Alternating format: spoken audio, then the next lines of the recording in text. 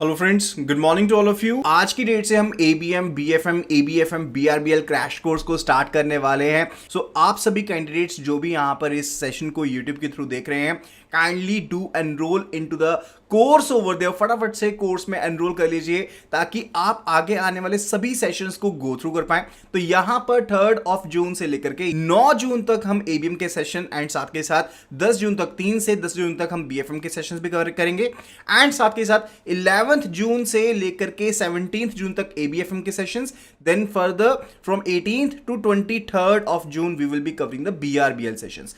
अब इन सेशंस में हम पर्टिकुलरली सभी के सभी जो इंपॉर्टेंट टॉपिक्स है उनको कवर करने वाले हैं। फटाफट से ऑडियो वीडियो क्वालिटी को कंफर्म कर दीजिए ताकि मैं यहां पर लेक्चर को आगे स्टार्ट कर पाऊं एंड अगर कोई भी तरह का इशू आपके पास रहता है तो kindly please do let me know in the chat box.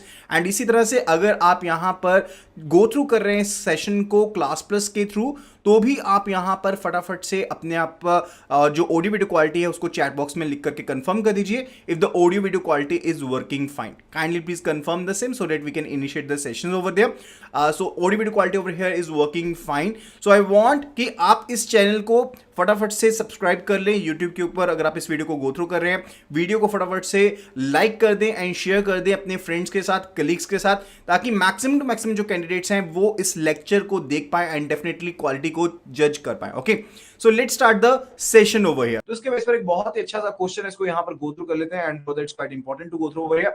So it says branch B has extended a loan of ₹1 crore in accordance with the corporate policy. तो यहां पर ब्रांच बी जो है इसने 1 करोड़ का जो लोन है वो यहां पर सैंक्शन किया है एंड फर्दर गाइडलाइंस के हिसाब से इसने 5 साल के लिए लोन सैंक्शन किया। तो हम अगर यहां पर टाइमलाइन बना करके देखें 1 2 3 4 5 तो 5 साल के लिए लोन जो है वो यहां पर सैंक्शन किया है। 1 2 3 4 5 5 साल के लिए लोन सैंक्शन किया गया है एंड फर्दर जो रेट ऑफ इंटरेस्ट चार्ज किया जा रहा है दैट इज 1% ओवर बीपीएलआर। किसी टाइम पर बीपीएलआर चलता था, बेस प्राइम लेंडिंग रेट चलता था। आज के डेट में एमसीएलआर, ईएलआर जो हमारे पास एक्सटर्नल बेंचमार्क रेट है वो यहां पर चलते हैं, ठीक है। लेकिन किसी टाइम पर बीपीएलआर चलता था तो हम मान के चलते हैं कि बीपीएलआर के बेस पर ही है। तो यहां पर रेट ऑफ इंटरेस्ट बीपीएलआर से 1% ज्यादा यानी कि 11% रहेगा। यहां पर बीपीएलआर 10% दिया गया and for the loan is required to be repaid in equal quarterly installment. तो जो लोन रीपे करना है वो इक्वल क्वार्टरली इंस्टॉलमेंट में रीपे करना है एंड विद 1 ईयर मॉरिटोरियम। 1 साल का मॉरिटोरियम है यानी कि 1 साल के लिए कोई भी इंस्टॉलमेंट्स यहां पर नहीं ली जाएंगी। तो पहले 1 साल में कोई भी यहां पर इंस्टॉलमेंट नहीं है। जो इंस्टॉलमेंट है यहां पर सेकंड ईयर से स्टार्ट की जाएगी एंड जो लोन की फंडिंग की गई है that is done from a deposit of 3 years and यहां पर एक डिपॉजिट है जो 3 साल का 1 2 3 ओवर देयर एंड फर्दर इस डिपॉजिट के बेस पर यहां पर ये जो लोन है वो यहां पर दिया गया है एंड ये सेम अमाउंट का है एंड फर्दर इंटरेस्ट रेट जो यहां पर पे किया जा रहा है यहां पर पे किया जा रहा है दैट इज 6% ओवर देयर जो कि इंटरेस्ट पे किया जा रहा है। ओके, सो कौन से रिस्क यहां पर एसोसिएटेड है इस यहां पर ट्रांजैक्शन के साथ। अगर हम सीआरआर एसएलआर की रिक्वायरमेंट को अभी एक बार नजरअंदाज कर देते हैं, उनको कंसीडर नहीं करते हैं, ठीक है। तो यहां पर डिफरेंट डिफरेंट रिस्क एसोसिएटेड रहेंगे। तो मैं आपको साथ के साथ समझाता रहूंगा कि कैसे कैसे कौन सा रिस्क रहेगा। पहले एक सिंपल सी चीज को समझ लीजिए कि जब यहां पर आपके पास जो डिपॉजिट है वो मैच्योर हो जाएगा, जब ये डिपॉजिट जो है वो मैच्योर हो जाएगा उस टाइम पर लोन जो है अगर उसमें इंस्टॉलमेंट सही तरीके से आ रही है तो लोन यहां पर हाफ रिपेमेंट हो चुकी होगी। कैसे? क्योंकि यहां पर पहले साल में तो देखिए कुछ यहां पर इंस्टॉलमेंट पे नहीं की है, तो इंस्टॉलमेंट सेकंड ईयर में पे की एंड फर्दर थर्ड ईयर के यहां पे पे करी। तो थर्ड ईयर तक हमारे पास क्या होगा, यहां पर हाफ इंस्टॉलमेंट जो होगी थर्ड ईयर के एंड पर, वो थर्ड ईयर के एंड के ऊपर हमारे पास हाफ इंस्टॉलमेंट पूरी हो चुकी होगी, राइट। अभी यहां पर चलते हैं हम पर्टिकुलर रिस्क को देखने के बारे में कि कौन कौन से रिस्क यहां पर एग्जिस्ट करते हैं। So first of all it's related to funding risk. अब फंडिंग रिस्क होता क्या, फंडिंग रिस्क पर्टिकुलरली होता क्या, जैसे मान लीजिए 3 साल के बाद जब यहां पर डिपॉजिट जो है वो बाहर चला जाएगा तो मुझे यहां पर इन कैश आउटफ्लोज को चेंज करना पड़ेगा, क्योंकि मेरे पास मैं तो लोन ऑलरेडी यूज कर रहा हूं तो मुझे यहां पर चेंज करना पड़ेगा। तो हो सकता है कि मुझे प्रॉपर फंड यहां पर ना मिले यानी कि सेम रेट ऑफ इंटरेस्ट के ऊपर फंड्स ना मिले। तो पर्टिकुलरली वो कौन सा रिस्क होगा, that will be the funding risk over there. यानी कि जहां पर मुझे नेट आउटफ्लोज को रिप्लेस करना पड़ता है वो वाला रिस्क जो होता है that is the funding risk over there and further यहां पर जो लोन रिपे हुआ होगा 3 साल के एंड तक वो सिर्फ और सिर्फ 50% लोन रिपे हुआ होगा। यानी कि अगर 1 करोड़ का लोन दिया गया था तो सिर्फ 50 लाख का जो लोन है वो यहां पर रीपे हुआ होगा। 50 लाख अभी मेरा आउटस्टैंडिंग यहां पर पेंडिंग होगा अगर मैं मानता हूं कि कोई भी इंस्टॉलमेंट मेरी ओवरड्यू नहीं हुई है, डिफॉल्ट नहीं हुआ है। लेकिन इन केस यहां पर अगर मेरे पास जो क्वार्टरली इंस्टॉलमेंट्स आ रही थी उनमें भी डिफॉल्ट हुआ है, उसके केस में मेरे पास जो आउटस्टैंडिंग बैलेंस खड़ा होगा जो आउटस्टैंडिंग बैलेंस यहां पर होगा अकाउंट में, that will be greater than 50 lakh, वो 50 लाख से भी ज्यादा होगा। That will be greater than even 50 lakh rupees, क्योंकि यहां पर मैंने इंस्टॉलमेंट्स में भी मेरे पास डिफॉल्ट हुआ है, तो अमाउंट वैसे ही 50 लाख बचना था, लेकिन इंस्टॉलमेंट्स में डिफॉल्ट होने की वजह से वो अमाउंट 50 लाख से भी ज्यादा यहां पर होगा। एंड ये जो रिस्क होता है, जो यहां पर पर्टिकुलरली जहां पर जो बोरोर है वो अपनी इंस्टॉलमेंट्स को पे नहीं कर पाया, एंड उसकी वजह से आपके पास जो फंडिंग रिस्क होता है वो और ज्यादा बढ़ जाता है। That is a time risk over there, that is a time risk over there, ठीक है। And further it is related to basis risk. अब जब 3 साल का टाइम पीरियड खत्म होगा, जब यहां पर 3 साल का टाइम पीरियड खत्म होगा, उसके केस में यहां पर देखिए जो मेरा लोन चल रहा है वो चल रहा है 10+1% के बेसिस के ऊपर, यानी कि 10% बीपीएल आ रहा है एंड 1% एक्स्ट्रा ले रहा है, तो यहां पर ये हो गया 11%, यानी कि 11% आप यहां पर जो लोन है वो इंटरेस्ट जो है वो यहां पर चार्ज कर रहे हैं। That is a case related. But लेकिन साथ ही साथ, लेकिन यहां पर साथ के साथ जो डिपॉजिट यहां पर मैं नया लेकर आऊंगा, ये तो जरूरी नहीं है ना कि यहां पर पर्टिकुलरली मेरे पास यहां पर 6% करीब है, या फिर 3 साल के एंड पर ना भी देखूं, मैं 3 साल के दौरान भी देखता हूं। अगर मैं 3 साल के दौरान भी देखता हूं, तो जो मेरा यहां पर लोन के ऊपर रेट दिया जा रहा है, लोन के ऊपर जो यहां पर रेट मैं एक्सेप्ट कर रहा हूं, वो मेरे पास क्या है, वो मेरे पास फ्लोटिंग रेट है। कौन सा रेट है? That is a floating rate over there, यहां पर फ्लोटिंग रेट है। जबकि यहां पर जो डिपॉजिट के ऊपर मैं इंटरेस्ट पे कर रहा हूं, that is a fixed rate, वो यहां पर फिक्स्ड रेट है। तो अगर बीपीएलआर मेरे पास यहां पर कम हो गया, यानी कि पहले जो मेरा मार्जिन है यहां पर 6% मेरा फिक्स्ड रेट है एंड यहां पर 11%, तो मार्जिन जो मेरा वो कितना है, दैट इज स्प्रेड कितने का, 5% का। Okay, that is a scenario with it. लेकिन अगर यहां पर जो बीपीएलआर है वो यहां पर कम हो गया, लेट्स से देखिए अब वो 8% हो गया, तो 8% plus 1% that is equal to 9% charge कर रहे हैं। अभी इसके ऊपर तो 6% दे रहा हूं, तो मेरा नेट इंटरेस्ट मार्जिन जो था वो यहां पर 3% रह गया। वो यहां पर कितना रह गया? वो यहां पर 3% का रह गया। तो इस तरह से हमें यहां पर नुकसान जो है वो यहां पर देखना पड़ सकता है। एंड क्योंकि यहां पर डिफरेंट बेसिस के ऊपर इंटरेस्ट ले जा रहा है, उसकी वजह से रिस्क इंपोज होता है, तो that is a basis risk होगा। तो यहां पर बेसिस रिस्क जो होगा वो यहां पर इंपोज रहेगा। Okay, and further it's related to gap और मिसमैच रिस्क। तो गैप और मिसमैच रिस्क कैसे रहता है आपके पास जो भी एसेट है, जो भी लायबिलिटी है, ये मेरे पास एसेट है, ये मेरे पास लायबिलिटी है। अब दोनों के केस में यहां पर जो मेरी मैच्योरिटी है वो मिसमैच हो रही है, जो मेरे पास मैच्योरिटी है वो मिसमैच हो रही है। अब यहां पर 3 साल के बाद डिपॉजिट तो मेरा खत्म हो जाएगा, लेकिन मेरा लोन जो है वो अभी भी आउटस्टैंडिंग रहेगा, जो लोन है मेरा अभी भी आउटस्टैंडिंग रहेगा। उसकी वजह से यहां पर जो रिस्क राइज होगा, क्योंकि यहां पर अगर इंटरेस्ट रेट चेंज होंगे and further price risk change होगा, तो उसके केस में यहां पर डेफिनेटली इंपैक्ट देखने को मिलेगा। So that will be what type of risk, क्योंकि यहां पर गैप है तो मिसमैच है, यहां पर मैच्योरिटी में या अमाउंट में किसी तरह का भी यहां पर मिसमैच हो, तो गैप रिस्क जो होता है वो यहां पर इंपोज होता है। So it will be the gap risk which will be imposed over here. Then further it is a reinvestment risk. Reinvestment risk का मतलब क्या होता है? अब मेरे पास यहां पर दूसरे साल से, यानी कि 1 साल के बाद से मेरे पास इंस्टॉलमेंट्स का अमाउंट आना शुरू हो गया, इंस्टॉलमेंट्स का अमाउंट आना शुरू हो गया। एंड फर्दर मैंने यहां पर आपको बताया कि 3 साल के एंड पर यहां पर जो अमाउंट आउटस्टैंडिंग रह जाएगा वो 50 लाख रुपीज का रह जाएगा, अगर किसी भी तरह का डिफॉल्ट नहीं होता है, राइट? यही चीज है। एंड फर्दर यहां पर एक चीज मान के चलो कि अगर यहां पर 3 साल तक मेरे पास इंस्टॉलमेंट्स आती भी रहती हैं, तो वो इंस्टॉलमेंट जरूरी थोड़ा है कि मैं यहां पर 11% के ऊपर ही इन्वेस्ट कर पाऊंगा, यानी कि जिस परसेंटेज के ऊपर मैंने लेंडिंग करी थी, जो पैसा वापस आ रहा है, ये जरूरी थोड़ा कि मैं उसको भी उसी रेट के ऊपर लेंड कर पाऊंगा। तो यहां पर पर्टिकुलरली क्या रहता है कि री इन्वेस्टमेंट के भी केस में आपको यहां पर कम रिटर्न मिल सकती है, आपको री इन्वेस्टमेंट में भी यहां पर क्या मिल सकती है? कम रिटर्न मिल सकती है। So it will be what, it will be the reinvestment risk over there, इसी को हम री इन्वेस्टमेंट रिस्क कहते हैं। Okay, then further it's related to embedded option risk. देखिए लोन होता है तो उसके केस में डर रहता है कि कहीं लोन रीपे ना कर दिया जाए, प्रीपे ना कर दिया जाए, ठीक है। एंड फर्दर जो डिपॉजिट होता है उसके केस में होता है कि कहीं इसको प्री मैच्योर विड्रॉल ना करवा लिया जाए, तो ये रिस्क भी यहाँ पर इंपोज रहेगा, जिसको हम एम्बेडेड ऑप्शन रिस्क यहाँ पर कहते हैं। इसके अलावा देखो operational risk, default risk, credit risk, ये रिस्क तो यहाँ पर अवेलेबल रहेंगे। So these are the different risk which are covered over there, जो कि यहाँ पर कवर्ड रहने वाले हैं। Is it right? ये चीज यहाँ पर क्लियर होगी है। Further it's related to the risk measurement, यानी कि जिसको हम रिस्क क्वांटिफिकेशन भी कहते हैं, उसके बारे में बात कर रहे हैं। एंड क्वांटिफाई करने के लिए आपके पास 3 कैटेगरीज हैं। ये 3 कैटेगरीज क्या है? Based on sensitivity, based on volatility and based on downside potential over there. देखिए पहले सबसे पहले हम सेंसिटिविटी के बारे में बात करते हैं। किसके बारे में बात करते हैं?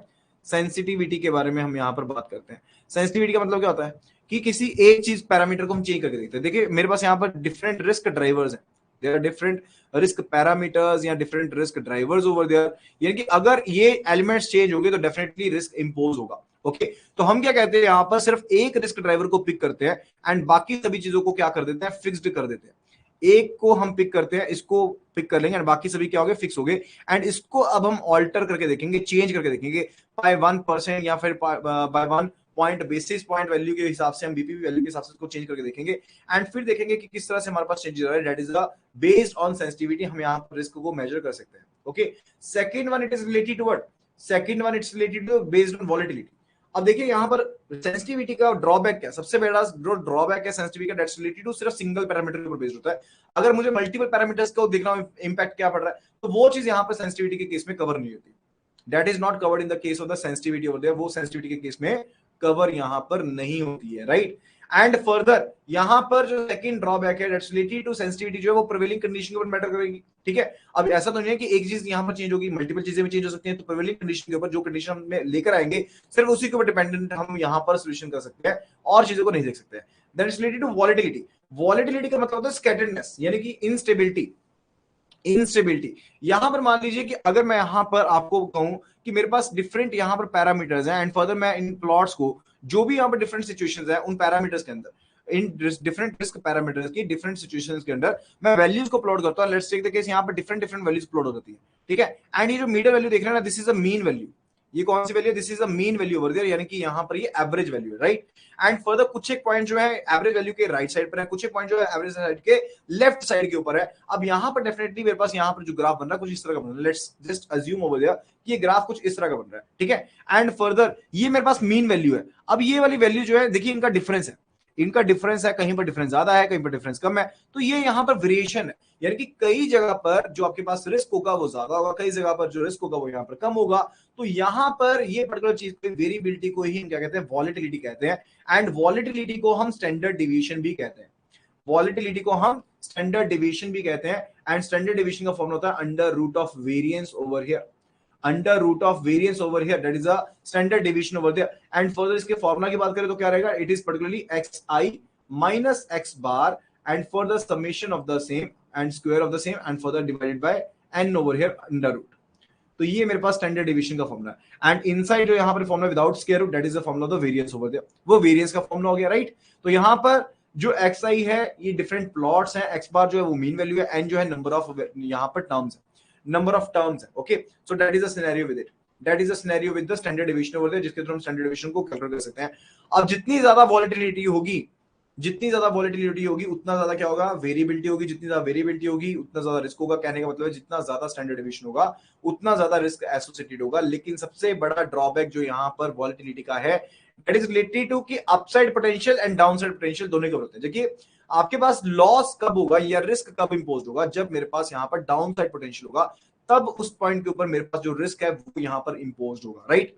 लेकिन स्टैंडर्ड डिवीजन के केस में, वॉलेटिलिटी के केस में आप upside potential and downside potential दोनों को यहां पर कवर कर रहे हैं। तो that is a case related to what, that is a scenario related to कि जहां पर आपके पास वॉलेटिलिटी के केस में, दोनों केस में यहां पर नुकसान होने वाला है, आप फायदा होने वाला है, दोनों चीजें कवर रहती हैं। एंड मैंने आपको पहले बताया कि अगर आप यहां पर रिस्क को मिटिगेट करने की कोशिश करते हो तो उसके केस में आप कुछ ना कुछ अपॉर्चुनिटी भी छोड़ते हो, कुछ ना कुछ अपॉर्चुनिटी को भी आप मिस कर देते हो। That is a scenario related to it. अब वॉलेटिलिटी का सिंपल सा फॉर्मूला याद रख लीजिए, volatility over the time horizon is equal to what, जो भी डेली वॉलेटिलिटी होगी multiplied by square root of T, that is a volatility over the time horizon, that is a volatility over the time horizon over here.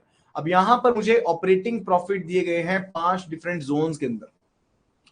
Question को देखिएगा, 5 different zones के अंदर मुझे यहाँ पर ऑपरेटिंग प्रॉफिट दिए गए हैं। And further these are set to be year 1 2 3 4 5 over there. And हमने यहाँ पर मीन को कैलकुलेट कर लिया। मीन का मतलब क्या होता है, 11 + 9 + 3 + 12 + 11 divided by 5, that came out to be 9.2 over there. And further standard division calculate करना हो तो कैसे करेंगे, अब मीन मेरे पास ऑलरेडी है, इन टर्म्स मेरे पास यहाँ पर दी हुई है, so it will be equal to what, term minus mean, that is 9.2 square. And further 9 - 9.2 square over there. अब यहां पर क्योंकि स्क्वायर है तो माइनस साइन खत्म हो जाएगा, वो रहेगा ही नहीं। And further so on and divided by capital N, that is equal to 5 over here. And under root of the same, ये मेरे पास क्या आ जाएगा, स्टैंडर्ड डिवीजन आ जाएगा, which I calculated to be 3.25, जो हमने यहां पर कैलकुलेट किया 3.25 over here, right. And further जब हमने स्टैंडर्ड डिवीजन टू मीन को कैलकुलेट किया, when we calculated the standard deviation to mean over here, it was found to be 0.35 over here, it was found to be 0.35 over here। अभी standard division to mean हमने क्यों calculate किया, यानी कि मेरे पास different यहां पर क्या है, ऑपरेटिंग प्रॉफिट है, डिफरेंट डिफरेंट जोन्स के ऑपरेटिंग प्रॉफिट है। अगर मैंने आपस में इनको कंपेयर करना है तो मुझे स्टैंडर्ड डिवीजन बाय मीन को कैलकुलेट करना पड़ेगा। मुझे यहाँ पर स्टैंडर्ड डेविएशन बाय मीन को यहाँ पर कैलकुलेट करना पड़ेगा अगर मैं इनको आपस में कंपेयर करना चाहता हूँ। अगर तो नहीं कंपेयर करना चाहता, सिर्फ एक ही जोन के साथ रिलेटेड जो रिस्क है उसके बारे में बताना चाहता हूँ, तो उसके केस में सिंपली स्टैंडर्ड डेविएशन भी चल जाएगा। लेकिन जहां पर कंपैरिजन करना है वहां पर मुझे स्टैंडर्ड डेविएशन बाय मीन जो है उसे कैलकुलेट करना पड़ेगा। I have to calculate the same in that particular scenario, right. तो यहां पर हमने डिफरेंट जो जोन्स हैं ए बी सी डी ई, इनके लिए हमने क्या कैलकुलेट कर लिया, हमने स्टैंडर्ड डेविएशन बाय मीन को यहां पर कैलकुलेट कर लिया। एंड फर्दर यहां पर लास्ट में आकर के देखिए मैंने यहां पर सभी का टोटल कर लिया एंड कंबाइंड वे में जब स्टैंडर्ड डेविएशन देखा तो वो यहां पर particular standard deviation by mean जो है वो यहां पर कंपैरेटिवली कम आ रहा है। अब यहां पर सबसे ज्यादा रिस्कियर जोन कौन सा है, kindly to answer at the list, जल्दी से जल्दी आंसर पोस्ट कीजिएगा। इस सिनेरियो में सबसे ज्यादा जो रिस्कियर जोन है वो कौन सा है, that is particularly A B C D E, कौन सा जोन सबसे ज्यादा रिस्कियर है? It is a zone B over there. Zone B देखिए उसके केस में स्टैंडर्ड डेविएशन टू मीन की वैल्यू है वो सबसे ज्यादा है, तो Sangu Mahesh ji has answer correctly over here, that is related to option B is the right answer. Option B is the right answer. And सबसे ज्यादा लीस्ट रिस्कियर जोन कौन सा है, which one is the least riskier zone? तो यहां पर zone A जो है वो सबसे ज्यादा कम रिस्कियर जोन है, वो सबसे ज्यादा कम रिस्कियर जोन है, ठीक है। तो यहां पर हम इस तरह से पता लगा सकते हैं। एंड एक कमाल देखिए, जब हमने सभी के रिस्क को कलेक्टिवली देखा ना तो यहां पर डाइवर्सिफिकेशन होगी, यहां पर क्या होगी, डाइवर्सिफिकेशन होगी। एंड आपके पास कंबाइंडली जो यहां पर जो आपके पास स्टैंडर्ड डेविएशन टू मीन की वैल्यू है वो यहां पर कंपैरेटिवली आपकी काफी ज्यादा कम आ रही है, वो आपके पास कंपैरेटिवली काफी ज्यादा कम आ रही है। तो इस तरह से हम रिस्क को मैनेज कर सकते हैं, इस तरह से हम रिस्क जो है उसको यहां पर मैनेज कर सकते हैं। That is a thing related to it. And now let's move further, it's related to the next question over here. It says there is a case study based on the volatility, that is a case study based on volatility। तो हमें यहाँ पर profit दिए गए different days के ऊपर and हमें volatility को कैलकुलेट करना है, यानी कि स्टैंडर्ड डेविएशन को कैलकुलेट करना है यहाँ पर। तो हमारे पास प्रॉफिट है तो इनसे रिलेटेड हम क्या कैलकुलेट कर सकते हैं, हम मीन वैल्यू जो है वो कैलकुलेट कर सकते हैं। मीन वैल्यू क्या रहेगी, that will be 4980 divided by 5, that will be 4980 divided by 5, that came out to be 996। तो मेरे पास जो एक्स बार की वैल्यू यहां पर है, एक्स बार की जो वैल्यू है वो यहां पर कितनी है, दैट इज 996 ओवर हियर, वो यहां पर 996 है। तो यहां पर हम इजीली कैलकुलेशन कर सकते हैं, 996 minus 1000 that is equal to -4 जो डेविएशन है।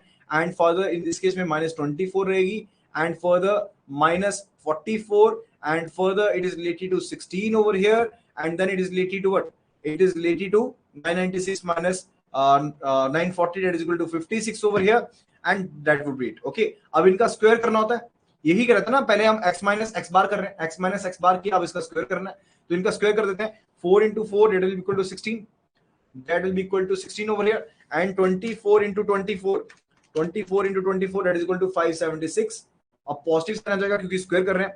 44 into 44 that is equal to 1936 and 16 into 16 that is equal to 256 and 56 into 56 that is equal to 3136, that is equal to 3136। तो इन सभी को क्या कर देंगे, ऐड कर देंगे। so 3136 plus 256 plus 1936 plus 576 plus 16 over here that is equal to 5920, that is equal to 5920 over here and 5920 divided by number of terms that is equal to 5 and for the under root of the same that is 34.4। तो यहां पर मेरे पास 34.409 आ रहा है यहाँ पर volatility जो आ रही है, that is a volatility in this particular scenario over here. I hope कि आपको यहाँ पर ये पॉइंट जो है वो क्लियर हो गए होंगे, आई होप कि आपको यहाँ पर ये पॉइंट क्लियर हो गए होंगे। अब ये था हमारे पास वॉलिटिलिटी से रिलेटेड एंड फर्दर हमने यहाँ पर जो था सेंसिटिविटी वॉलिटिलिटी दो चीजों को कवर किया है। थर्ड जो था हमारे पास कैटेगरी थी यहाँ पर मेजरमेंट के लिए, that was down side potential. Down side potential क्या होता है, जहां पर अपसाइड आपने गो थ्रू करनी नहीं है, सिर्फ डाउन साइड पोटेंशियल को आपने गो थ्रू करना है, that is the down side potential. क्योंकि लॉस इसी के साथ एसोसिएटेड होता है, लॉस जो होता है वो यहां पर इसी के साथ एसोसिएटेड होता है। तो रिस्क मटेरियलाइज कब होगा, जब यहां पर आपकी अर्निंग जो है वो आपके पास डेविएट करती है एडवर्सली। वॉलिटिलिटी के केस में फंडा क्या था, वो दोनों चीजों को कवर करती है, वो यहाँ पर अपसाइड पोटेंशियल को भी कवर कर रही है, वो यहाँ पर डाउनसाइड पोटेंशियल को भी कवर कर रही है, लेकिन हमने कवर करना है सिर्फ और सिर्फ डाउनसाइड पोटेंशियल को। तो यहाँ पर हम प्रॉफिट पोटेंशियल को क्या कर देंगे, निगलेक्ट कर देंगे, उसको यहाँ पर हम इग्नोर कर देंगे, ठीक है। एंड फर्दर हमारा एडवर्स डेविएशन जो है वो टारगेट वेरिएबल यहाँ पर रहने वाला है। तो दो तरह के कंपोनेंट होते हैं, एक होता है हमारे पास पोटेंशियल लॉसेस क्या होंगे एंड फर्दर ये पोटेंशियल लॉस होने की प्रोबेबिलिटी क्या है, ये पोटेंशियल लॉस होने की प्रोबेबिलिटी क्या है। अब देखिए यहाँ पर पोटेंशियल लॉस का पता लगाना तो इजी है, लेकिन यहाँ पर प्रोबेबिलिटी को पता लगाना कि अब वो अकर कब होंगे, उसके लिए आपको स्पेशल मॉडलिंग की जरूरत पड़ेगी। एंड इसके लिए जो हम टेक्निक है जैसे VAR है, वैल्यू एट रिस्क है, उसका इस्तेमाल कर सकते हैं। What is value at risk? अच्छा, वैल्यू एट रिस्क होता क्या, what is value at risk over there? जैसे कि मैं कहूं कि यहां पर जो मेरा लॉस है वो यहां पर 95% कॉन्फिडेंस के साथ मैं ये कहता हूं, 95% प्रोबेबिलिटी के साथ, नॉट कॉन्फिडेंस, प्रोबेबिलिटी वर्ड ज्यादा यहां पर बेटर रहेगा, 95% प्रोबेबिलिटी के साथ कहता हूं जो मेरा लॉस है वो 50,000 तक का लॉस हो सकता है। ये मेरे पास, मैंने 1 करोड़ की इन्वेस्टमेंट करी थी, 1 करोड़ की इन्वेस्टमेंट के ऊपर कह रहा हूं कि 95% कॉन्फिडेंस के साथ कह सकता हूं कि जो मेरा लॉस है वो 50,000 तक का हो सकता है। ये चीज यहां पर पर्टिकुलर क्या है, VAR, this is a value at risk, this is a value at risk. And ये क्या सिग्निफाई करती है, दिस सिग्निफाइज कि अंडर द नॉर्मल सिचुएशंस, क्या चीज करती है कि अंडर द नॉर्मल सिचुएशंस, क्योंकि नॉर्मल सिचुएशन के साथ डील करता है जो VAR डील करता है, ठीक है। तो अंडर द नॉर्मल सिचुएशंस जो मेरा यहां पर मैक्सिमम लॉस है, 95% प्रोबेबिलिटी है कि जो मेरा मैक्सिमम लॉस है वो यहां पर 50,000 तक यहां पर रहेगा। जो मेरा मैक्सिमम लॉस है 95% प्रोबेबिलिटी है कि वो 50,000 तक रहेगा। एंड सिर्फ 5% चांसेस है कि जहां पर मेरा जो लॉस है वो यहां पर ग्रेटर देन 50,000 होगा, under the normal conditions only, under the normal conditions only. That is the funda related to it. I hope that you must have understood the same. Okay, now let's move further. It's related to risk pricing. अब देखिए मैंने risk को calculate कर लिया, अब risk को calculate करने के बाद रिस्क प्राइसिंग तो करनी पड़ेगी ना, यानी कि जो भी आपके पास पर्टिकुलर रिस्क है, चाहे आपके पास वो ओवरहेड कॉस्ट है, चाहे वो ओवरहेड कॉस्ट है, चाहे वो आप यहां पर डिपॉजिटर्स को इंटरेस्ट पे कर रहे हो, चाहे वो आपके पास रिस्क एसोसिएटेड है, आपको इन सभी एलिमेंट्स को ऐड अप करना होता है एंड फर्दर अपनी कॉस्ट में कवर करना होता है। किसमें कवर करना होता है, कॉस्ट में कवर करना होता है। एंड वो सभी कॉस्ट को कवर करके उसके बाद जो चीज आएगी that will be the profit to you, वही चीज आपके पास प्रॉफिट होगी। तो रिस्क प्राइस में क्या क्या कंपोनेंट है, कॉस्ट ऑफ डिप्लॉयबल फंड्स, यानी कि जो भी फंड्स को आप डिप्लॉय कर रहे हो उनकी क्या कॉस्टिंग आपको पड़ रही है, ऑपरेटिंग एक्सपेंसेस, अब यहाँ पर ब्रांच में बंदे भी तो बैठे हैं, उनको सैलरीज भी देनी है, इलेक्ट्रिसिटी भी है, एमबीएस भी है, 100 चीजें हैं, वो भी चीजें, साथ के साथ लॉस की भी प्रोबेबिलिटी है उसको भी देखना है, कैपिटल भी तो मेंटेन करनी पड़ेगी एसेट से रिलेटेड, उसको भी साथ में रखेंगे। तो इन सभी चीजों को देखते हुए हम प्राइसिंग यहाँ पर सेट करेंगे। तो ये सभी कंपोनेंट किसमें शामिल रहते हैं, प्राइसिंग में, रिस्क प्राइसिंग में शामिल रहते हैं, right. And then further it's related to the risk monitoring and control over there. It's related to the risk monitoring and control over there. Risk monitoring particularly क्या होता है, what is the risk monitoring over there? Risk monitoring होता है कि आपको risk को क्या करना है, एपिटाइट के हिसाब से कवर करना है। रिस्क को मिटिगेट तो बिल्कुल नहीं कर सकते, zero risk is just a dream, zero risk is just a dream, इसका मतलब है कि आप मार्केट में हो ही नहीं हो, ठीक है। अदरवाइज रिस्क तो रहेगा रहेगा, अदरवाइज रिस्क तो रहेगा रहेगा। एंड हमारा मेन फंडा क्या, हमारा फंडा जो है ये नहीं कि रिस्क को टोटली खत्म करना, नहीं वो नहीं है। हमारा मेन फंडा है कि हमें रिस्क को अपनी एपिटाइट के हिसाब से मैनेज करना है, कि कल को अगर रिस्क इतना ना हो जाए कि हमें नुकसान होना शुरू हो जाए तो हमें उसके हिसाब से एपिटाइट के हिसाब से उसको मैनेज करना है, उसको यहाँ पर मॉनिटर करना है, ठीक है। And further it's related to risk mitigation.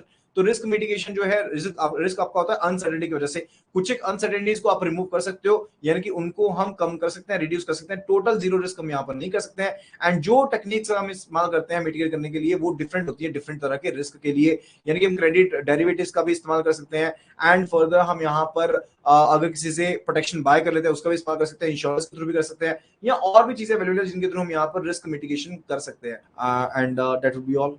Okay, so that will be all related to this video. Thank you so much and see you again in the next video tomorrow.